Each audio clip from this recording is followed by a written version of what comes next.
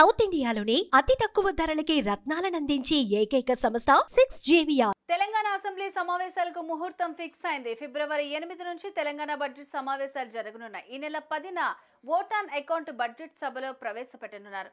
Parliament ఎన్నికల తర్వాత పూర్తి స్థాయి బడ్జెట్ ప్రవేశపెట్టనున్నారు. 2 గ్యారంటీల అమలుపై అసెంబ్లీలో చర్చించనున్నారు.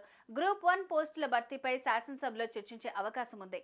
అసెంబ్లీ అజెండాపై ఆదివారం కేబినెట్ సమావేశం నిర్వహించనున్నారు.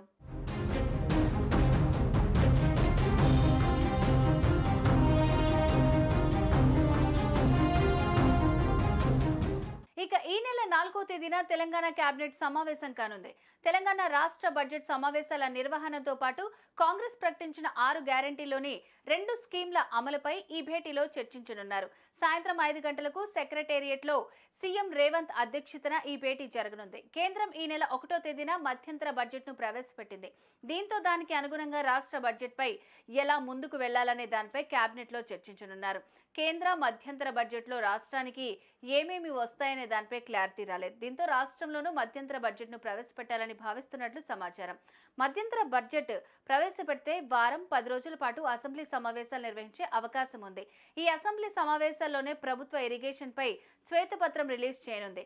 దీనిపై కూడా కేబినెట్లో చర్చించనున్నారు.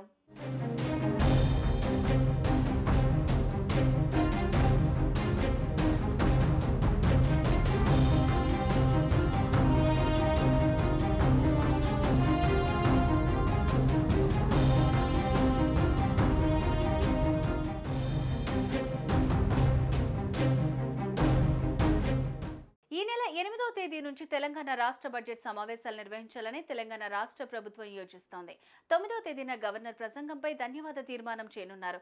ఇక 10వ తేదీన ఓట్ ఆన్ అకౌంట్ బడ్జెట్ ప్రవేశపెట్టనున్నట్లు తెలుస్తోంది. 11వ తేదీ ఆదివారం సెలవు దినం వదిలేస్తే 12వ తేదీ నుంచి 5 రోజుల పాటు బడ్జెట్ సమావేశాలు నిర్వహించాలని రాష్ట్ర ప్రభుత్వం భావిస్తోంది.